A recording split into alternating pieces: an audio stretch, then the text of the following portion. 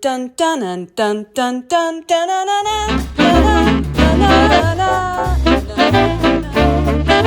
Hello gorgeous and welcome back to Decks and the City, where your favorite Sex and the City obsessive pulls tarot cards related to the show and to your life to help you figure out what the fuck is going on in your life.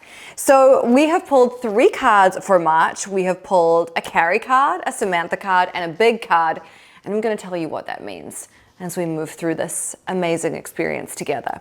So our first card is the Carrie card, and Carrie's a writer, I couldn't help but wonder. So the Carrie card is like, what is the central story of my life right now?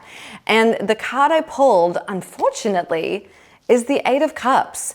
It's that scene where Carrie has her hair in 2 pigtails and she's in her bathroom and the toilet keeps flushing and Aiden is about to move out and she says, the last words we say to each other can't be ball cock, and she's destroyed and she sits on the bathroom floor for a very long time before she peels herself up and moves out into the world.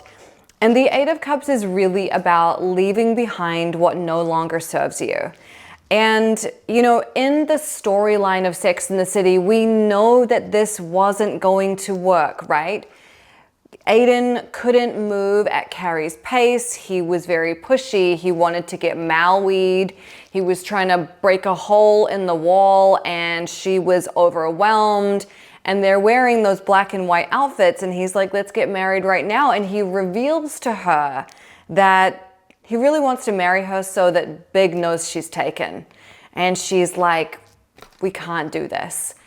And that's the end of their relationship. And sometimes we really do have those, I would say watershed moments, but I want to say ballcock moments where you realize this isn't going to work.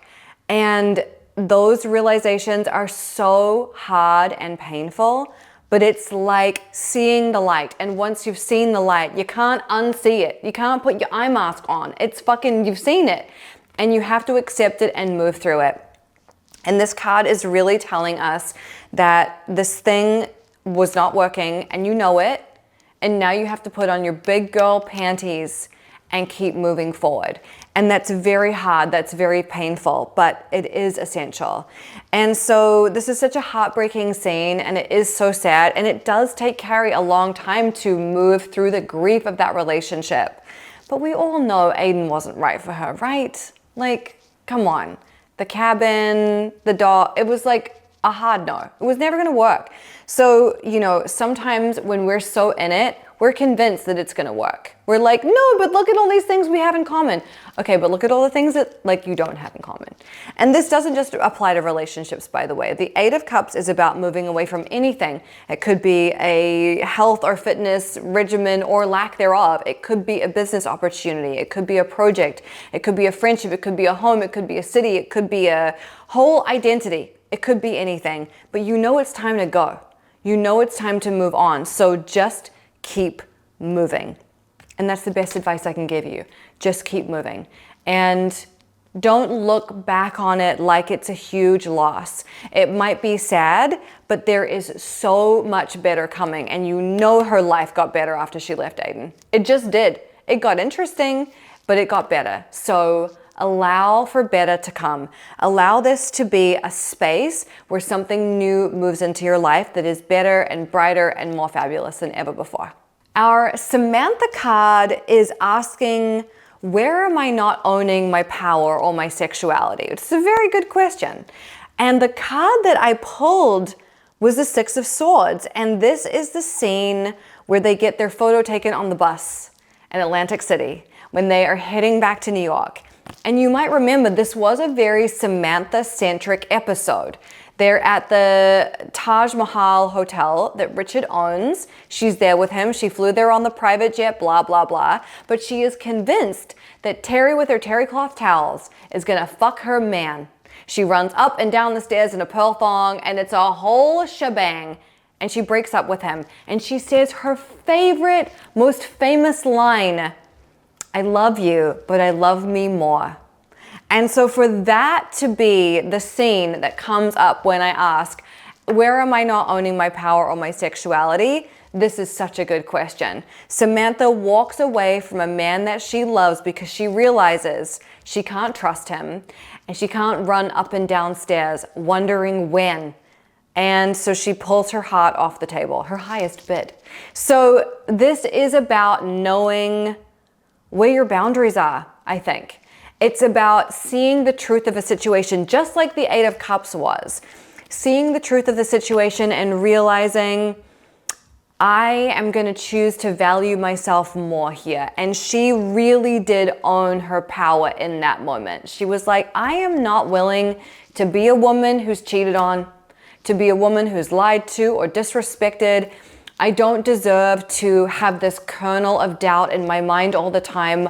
I am not going to do that to myself, because you know, when you're in a relationship like that, and I can say this because I've been in one before, it fucking erodes your sense of self-esteem. It erodes your sense of self. It makes you feel so bad about who you are, and it sucks all your life force away. It sucks all your energy. Oh, you know, all those amazing creative projects you thought you were going to do, all those great trips you were going to take, you're not going to do that now, because you're going to be obsessed with controlling, managing, sneaking around on your partner. And it is the fastest way to self-destruct.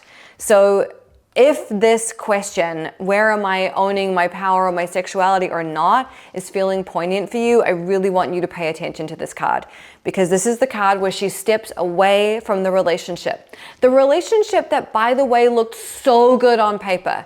He's a hotel mogul. They go in the private jet. It's a whole fucking thing. They go to dinner. He covers everything. It's like you're living the life, but it doesn't feel good. And that's the real question. It's not about how it looks. It's about how it feels. Does the relationship feel good? Does the situation feel good? Or does it make you feel like shit? And if it's making you feel like shit, you gotta go. Because you're not shit. You know what I'm saying? You're the shit. So walk away. So our final card that I pulled is the big card. And the big card is really just asking, what do I need to know about my romantic relationships? And I love this card. We got the King of Pentacles, and it's Harry sitting on his throne, holding a glass of wine in front of a cart of fucking fromage, that fucking fromage. And this card says that if you are looking for love, you want to be on equal footing with someone who's just as powerful, as loving, as receptive as you are. And it's in sharp contrast to Samantha's relationship with Richard, where she always felt like she was on the back foot. She had to beg him for monogamy, she caught him cheating, and then she could never trust him, even though he bought her that huge pink diamond rock. Again, it's not all about how it looks, it's about how it feels. And I love the story of Charlotte and Harry getting together, because she's talking to Anthony in the gay club about it. And she's like, how can you have really hot sex with someone you can't stand? And he goes, ugly sex is hot. And it's a whole thing. And he is not who she expected to end up with. He's short, he's bald, he chews with his mouth full. He's Jewish, he's hairy all over his body. It's not what she expected, but he makes her feel so good. He never gives her a reason to doubt his love for her. And this card says that there is so much available for you, but you want to come at it with someone who is a beautiful match for you. Someone who does make you feel secure, someone who does bring their whole life to the party, someone who, you know, unlike Big, was like, no, you can't meet my mother, and no, you're not the one, and blah, blah, blah, all the drama. Harry, I think, is the best man in the series. Like, hands down, Harry's my pick. Harry has got style, he's funny, he's cute, he's cool, he's romantic, and he's the one. So I feel like this is a really good sign for you. And I think that the story of these three cards that we've got, number one, walking away from something that wasn't working. Number two, reclaiming your fucking power and agency and being like, no, if this makes me feel like shit, I'm not interested. And number three, Harry, come on. If Harry is coming down the pipe, it's about to be a good life for you. Even if he does kiss you with greasy pizza fingers, and even if he does walk around naked and put his balls on your white couch, This is just the price you pay. No man is perfect. You may have to wax his back before you go to the Hamptons, but that's life, you know? There's always gonna be something. And if those are the things, then you're #blessed. So that's your reading for March. I hope it was enlightening. I hope it inspires you to tell those people who make you feel not good about yourself to take a flying leap. And I hope it inspires you and reminds you that great love is on the way, always. I love you. Bye.